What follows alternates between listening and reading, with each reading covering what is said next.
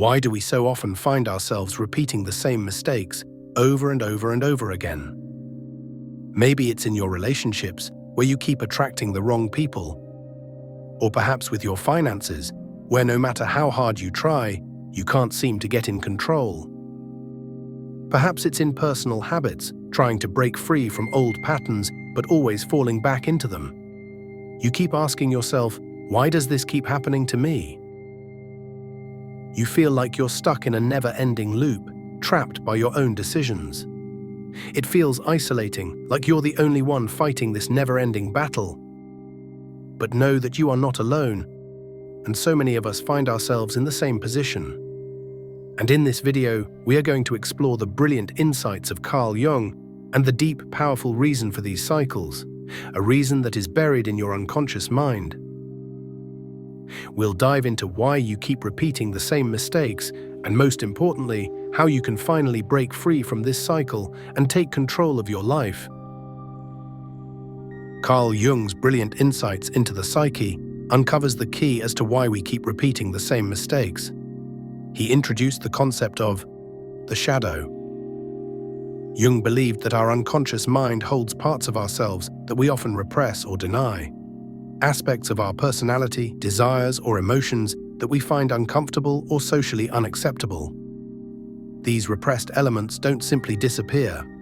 Instead, they gather and insidiously form the shadow. Now let's take this a step deeper. The shadow is one of the main archetypes in Jungian psychology. But what exactly is an archetype? They are universal, recurring patterns or symbols that live in our collective unconscious. They represent fundamental human experiences, and they shape our thoughts, actions, and perceptions, often without us even realizing it. Think of archetypes as the building blocks of the human psyche, like characters in a story, but ones that appear across cultures and generations. The shadow is one of the most powerful and influential archetypes.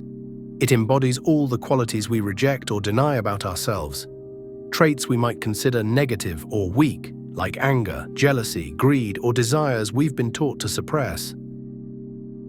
These shadow aspects aren't inherently bad, but when we push them down into our unconscious, they don't go away. Instead, they often come out in destructive ways, through impulsive behavior, or repeating old patterns that harm us, or projection. The concept of projection is crucial to understanding where the shadow can harm us. This is where things get even more interesting and a bit uncomfortable. Projection happens when we unconsciously project our own repressed feelings, traits, or insecurities onto other people. Essentially, we take the parts of ourselves that we refuse to face, and we see them in others without realizing it. For example, let's say you find yourself constantly drawn to people who treat you poorly, maybe in relationships where you're giving everything, yet you feel unappreciated or even disrespected. You might think, why do I keep attracting this? The truth is, it could be a reflection of something you haven't fully integrated within yourself. You're projecting your own feelings of unworthiness or fear of rejection onto the people around you. It's like you're telling the world, this is how I expect to be treated, because, on a deeper level, that's how you feel about yourself. Or maybe you often accuse others of being selfish or untrustworthy. But deep down, it's possible that this is a trait that you haven't acknowledged in yourself because it makes you feel uncomfortable or even ashamed. Maybe you've been avoiding the truth that you can be selfish too, sometimes extremely so, or that you fear being vulnerable and trusting others. Instead of owning those traits, you project them onto others, which only drives a wedge between you and the people in your life. And it doesn't end there. Projection can show up in a million ways. In your career, where you feel constantly overlooked or undervalued, yet you're projecting your own doubts about your worth onto the people around you, assuming they don't value you.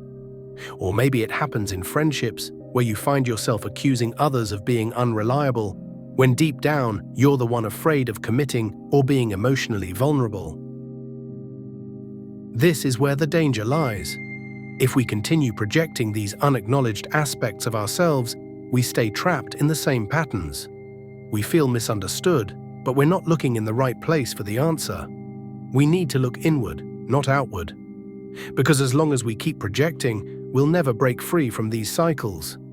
We'll continue to attract the same situations, the same people, and the same disappointments. This brings us to what's known as repetition compulsion, where the unconscious directs us to repeat past behaviors, even if those behaviors cause harm. It's as if your mind is saying, "You haven't learned this lesson yet." This is where many people feel trapped. We make the same mistakes again and again, not realizing that these cycles have a root cause. But here's the powerful part. When you recognize projection for what it is, you begin to see that these qualities don't live outside of you. They live within you. And when you can own them, accept them, and integrate them into your whole self, that's when true transformation begins. This is why the shadow is so important. Until we confront and integrate it, it has a controlling influence over us. And when we finally accept and integrate these hidden parts of ourselves, we become more whole, more authentic.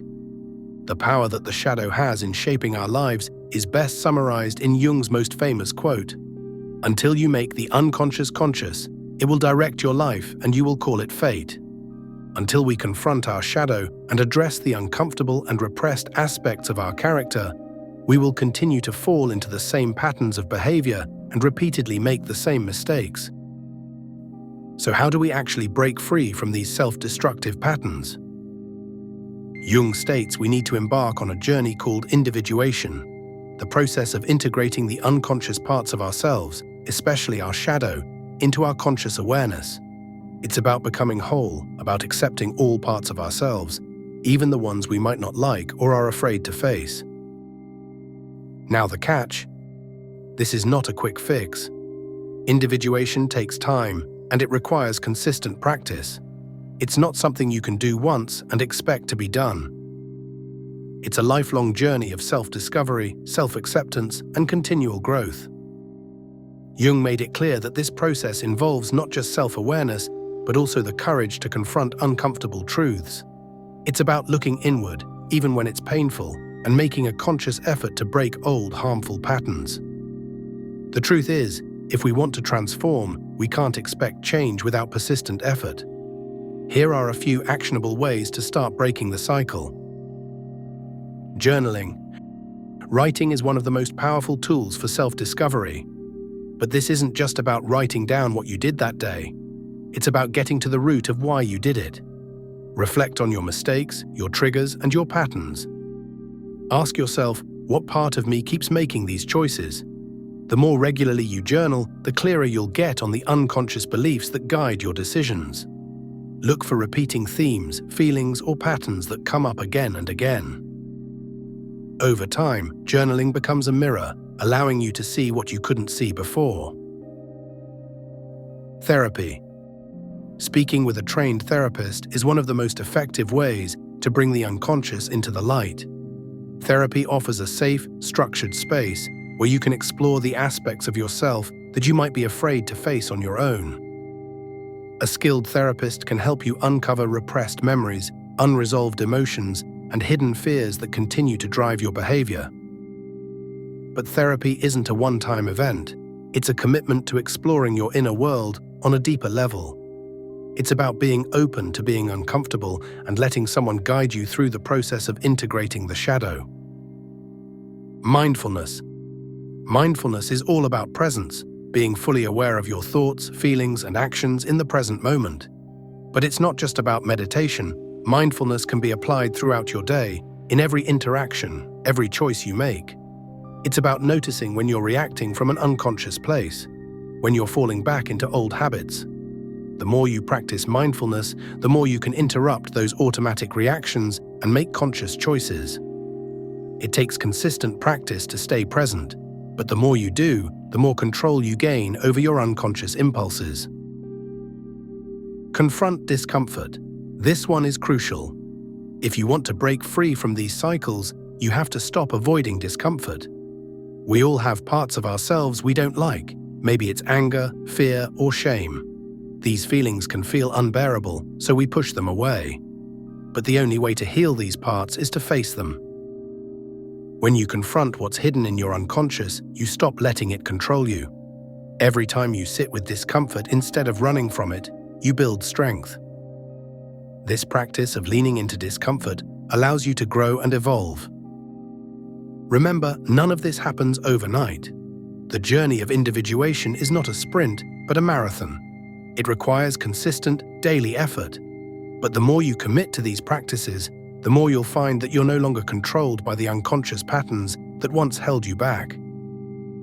You'll begin to see your mistakes for what they really are, opportunities for growth. And over time, you'll start to break the cycle, becoming a more authentic, whole, and healthy version of yourself. Breaking the cycle of repeating mistakes isn't easy, and it's not something that will change overnight. The road to transformation requires commitment.